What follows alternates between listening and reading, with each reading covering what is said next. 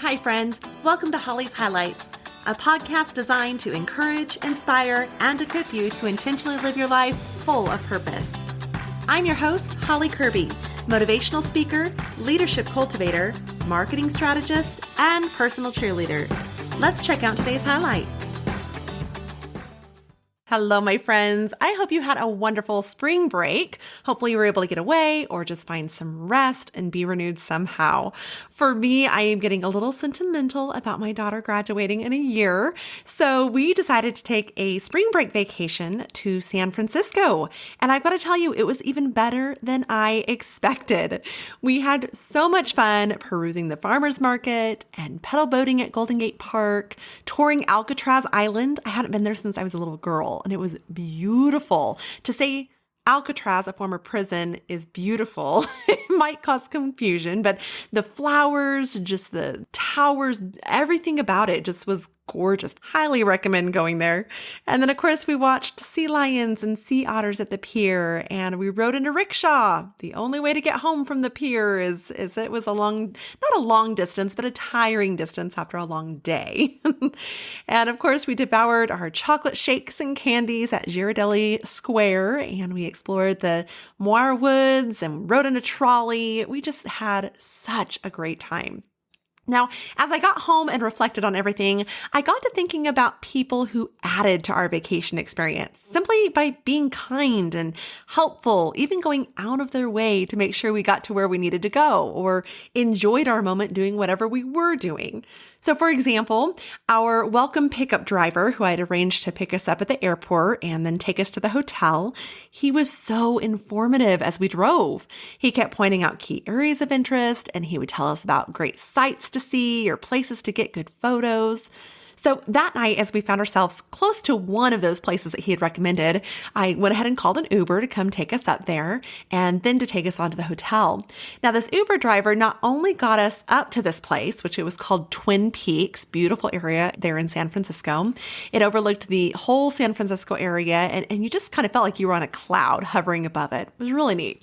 But he got us to the prime spot to see everything, and then he parked his car and even encouraged us to get out and walk around and get some photos, and even went above and beyond by taking one of our family photos for us. This man was just incredible.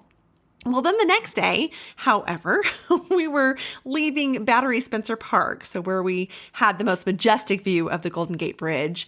And the Uber I arranged was to pick us up and drive us to the Painted Ladies and the Full House, and I think it's called Lombard Street, and then back to our hotel. Now, since I arranged these as multiple spots, I'm thinking I'll be able to get out and take a quick picture at a few of them, right? Makes sense to me how I scheduled the pickup.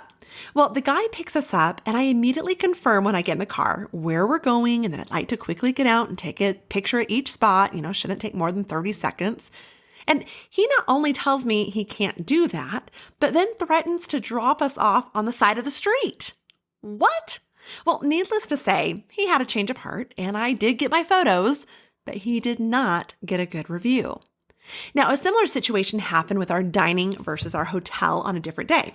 In several restaurants that we would go to, we received such thoughtful consideration when we'd request something like, is there a table where we can see the sunset? Or is there space out in the patio to eat? And one place in Sausalito even took us out to the patio, and she spread her arms out, showing us all the options. And then she looked at me with a smile and said, "You choose where you'd like to sit." That was very kind, very thoughtful, very considerate. However, our hotel had been advertising that they were doing Easter egg dyeing certain hours that day. It happened to be Easter Sunday.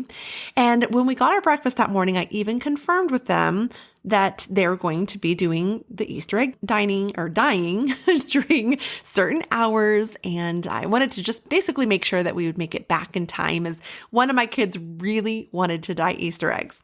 Well, we made it back with over an hour and a half to spare before the event ended. So we went to go do the event, and to our surprise, nothing was set up anywhere. So when we asked the attendant about it, they told us, well, people weren't just doing it. They weren't interested in it. So we just put everything away. Well, that's not right. I mean, you have everything promoted. They still had their signage up everywhere, even in the elevators. I mean, it was everywhere promoting this thing. It still had an hour and a half to go. And yet how disappointing when they went ahead and pulled it back and canceled something just because they didn't have the turnout or the engagement that they were hoping for. Now, both of these experiences with the Uber as well as with the dining remind me of something my mom used to always have as a decor piece in her home and truly a motto she lived by. And that is, be the reason someone smiles today. In the business world, we call this providing second mile service, where you exceed the guest's expectations. And here's the thing, that applies to all of us, no matter our age, our industry, or even our employment status. See, if you work in a school office, you're providing an experience for the parents when entering the office. So simply a kind greeting, making eye contact, even acting as if you're actually glad to see them there, it can make all the difference in that parent's day. If you work in food, you have the opportunity to ensure the guests receive the correct ordered meal, or to make it right if they don't. Not belittle them or argue with them about who's right or wrong on what they ordered. Just fix it. If you work in transportation, well, we can reflect back on those experiences I shared with my Uber drivers, or even my experience in New York with a subway driver who got out to help a mom and her son make sure that they got to the right place when there was some subway construction going on. He simply was being observant and taking time to ask questions. Maybe you've had a new neighbor move in, and you could take them over a helpful welcome list of days the garbage cans are picked up, or your contact information in case they need anything or have questions. Maybe some information about the area, or even something as simple as, here's our handyman's contact info, or the kid in the neighborhood who mows the yards. At church, maybe introduce yourself to that person who doesn't look familiar to you and welcome them. Now, I totally botched this at church the other day. I was sitting next to, or actually one of my children was sitting next to someone that seemed newer, kind of looked familiar, but I should have said something after church. I didn't. I don't know what I was thinking or where I was headed. I just don't. But my dad was so good to go up and greet them and welcome them and get to know them. Now, I felt horrible afterward, but a great opportunity that he took advantage of, and I was so proud of him. Maybe you're walking and you see a veteran or a person in uniform. Thank them for their service. Or just as you're listening to today's podcast or other podcasts that you listen to, books that you might read, go ahead and encourage that creative talent with a positive review or a rating. Does someone look like they're in a hurry in the restroom line? Let them go ahead of you. That's happened to me a few times, where whether they be a pregnant woman or a little kid or just someone who looks like they're in desperation need of using the restroom before you. Now, I had a really cool experience throughout my first job at Kmart. I was only 16 years old, and I had very quickly been promoted to customer service supervisor of the store, when one night this older gentleman came in with his granddaughter, and they came up to customer service, the desk where I was working, and he told me that his granddaughter, who couldn't have been more than maybe 10 years old max, was going to be going to her first concert, and he hadn't a clue how to help her dress. So I went ahead and clocked out and took my 30-minute unpaid break and offered to help. We had her all decked out and looking good for her first concert, which was a country concert at that, to see Clay Walker. Now, as I wished them well and proceeded to go clock back in, the man asked if I liked country music. And I told him, yeah, besides Christian music, I love country music. It was my next favorite.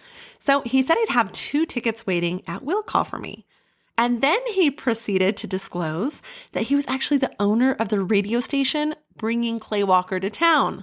Now, I hadn't a clue. It did go to show, though, that just another example of when we go above and beyond for others, that second mile service or simple act of kindness, whatever you want to call it, it does fill our cup in some way. Now, why should we do such a thing of being the reason someone smiles today? It's not with the intent to fill our own cup. That's just an added, unexpected bonus we happen to receive. But rather, it's often the kind thing to do, the right thing to do. The saying goes, everyone is fighting a battle or has a story you know nothing about. And we've all been there. I know we've been there. We've been there the first time visiting a food place following my mom's poisoning when she sipped tea from a restaurant that had mistakenly put lye into it instead of sugar and ended up in a coma at the hospital. That last vacation with my mom after she was diagnosed with brain cancer and given but months to live.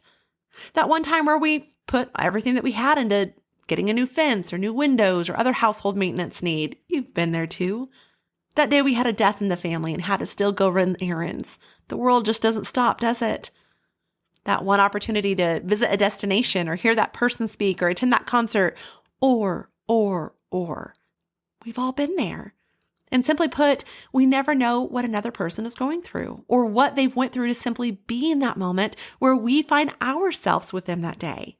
So whether through your job or simply through your presence of life, be intentional in being the reason they smile. Are there going to be challenges with this? Absolutely. Anything worth doing takes effort, right? And the three most common challenges to see with this is, first of all, I don't know what to say. I don't know what to do. Second, I don't have the time. Or even third, I just don't feel like it.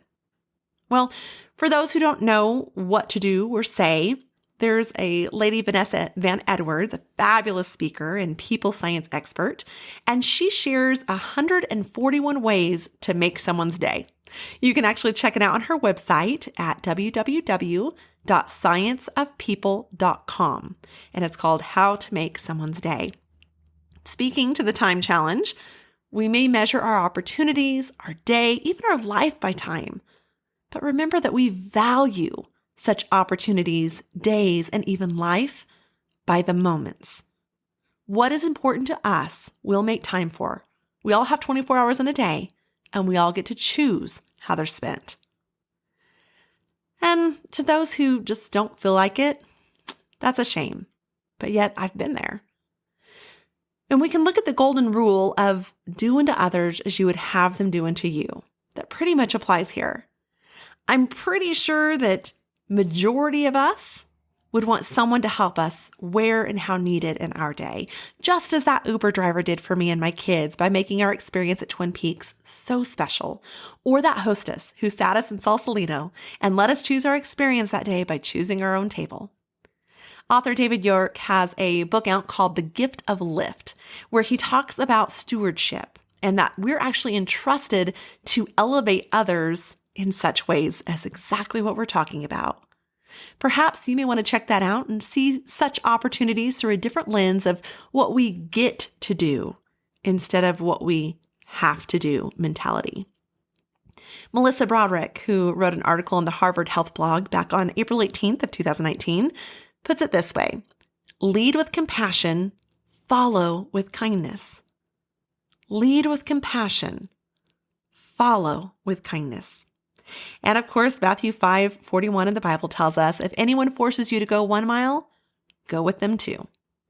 So what unexpected value can you give today? What memorable moment can you create? What relationship can you foster?